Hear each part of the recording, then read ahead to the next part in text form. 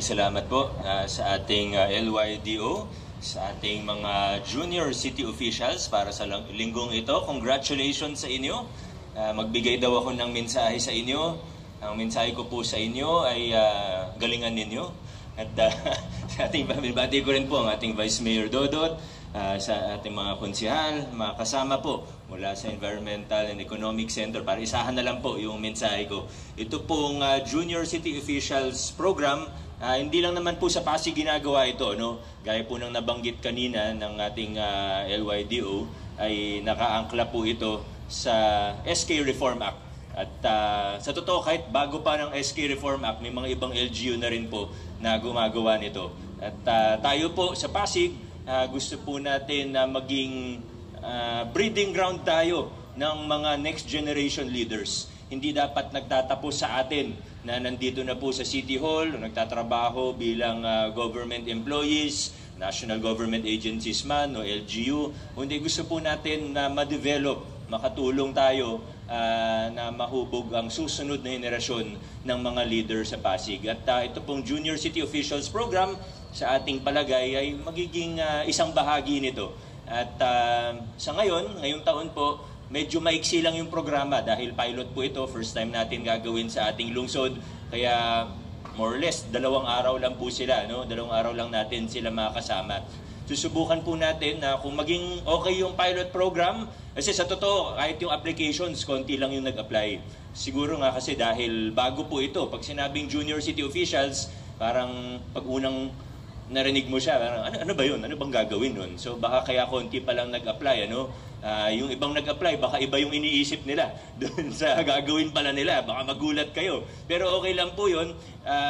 Itong 2 days natin, document natin, titingnan natin kung anong pwede pang gawin. Sa susunod na taon, ay mas palalawakin natin yung programa at gaya ng ginagawa sa ibang LGU, pwedeng tumagal ng 2 weeks sa ibang lugar, 4 weeks sa isang LGU nga po na napuntahan ko, 6 weeks yung Junior City Officials Program nila. At nagiging parang internship program na rin po siya na mailalagay po nila ng mga kabataan natin, 15 to 18 years old. Malalagay po nila ito sa mga resume nila balang araw na sila ay naging Junior City Mayor, Junior City Councilor, at hanggang Junior Department Head na for 1 month o kung ilang linggo, isa-shadow nila yung mayor, yung councilor, vice mayor, congressman, meron din, yung mga department heads. At kung talagang marami na o malaki na yung programa, pwedeng iba pang mga key positions po natin. At siguro ito ay magiging isang magandang experience o karanasan po para sa ating mga kabataan na muli po 15 to 18 years old. Kaya muli po, galingan ninyo. At sana marami kayong matutuhan mula sa programang ito.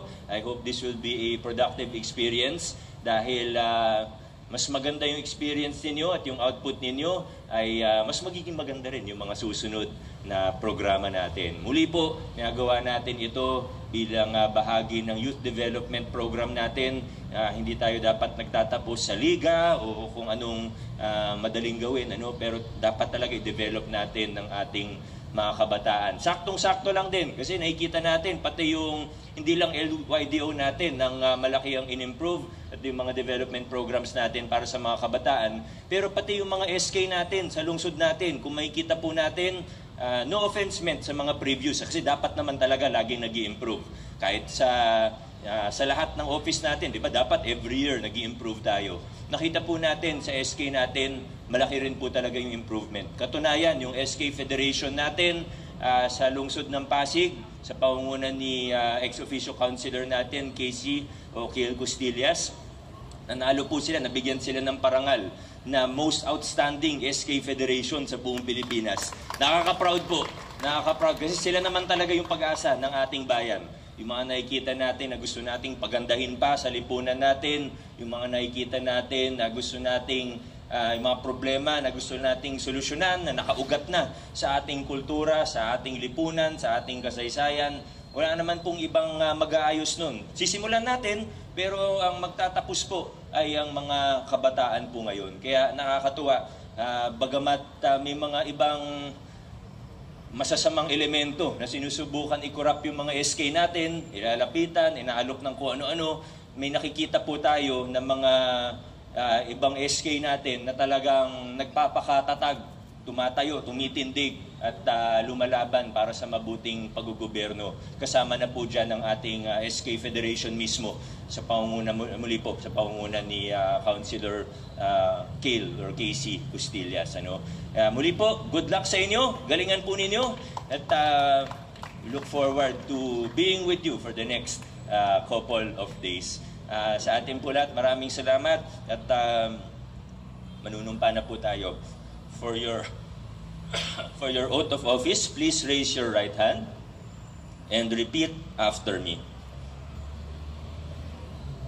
Good morning. I state your name, do solemnly affirm that I will actively and honorably execute my duties as the junior city state your position and will uphold the principles of good governance through a responsive approach in full transparency and absolute accountability. In carrying out my duties, I will earnestly aim to foster a culture of collaboration and promote initiatives that drive our city forward. I commit to making informed decisions that reflect the aspirations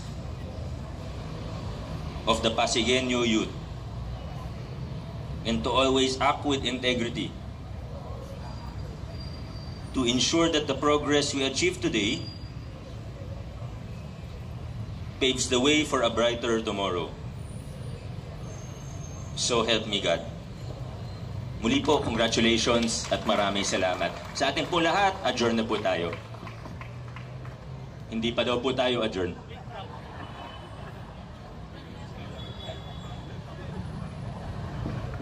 Ayun po, wagiri ng mga kabataan Pasigueño sa ginanap na 5th Sangguniang Kabataan Awards awarding ceremony na ginanap noong nakaraang ay 12 ng Agosto 2024 bilang parte ng pagdiriwang ng International Youth Day.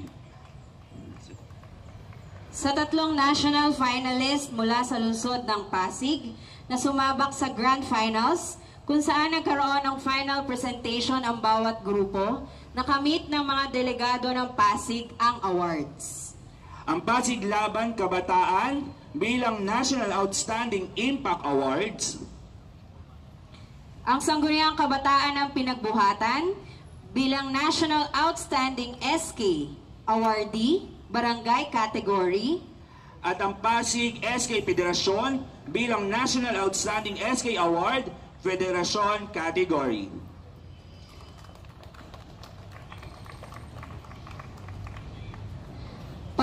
Patunay ito na patuloy na aagos ang pag-asa sa lungsod ng Pasig dahil tuloy-tuloy din ang agos ng husay ng mga aktibong kabataang Pasigueño.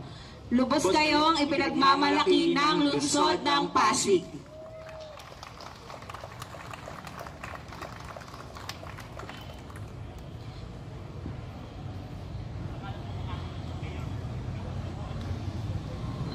Sa ngalan po ng ating Mayor Vico Soto at ng Pasig City Council, adjourn na po tayo. Maraming salamat po.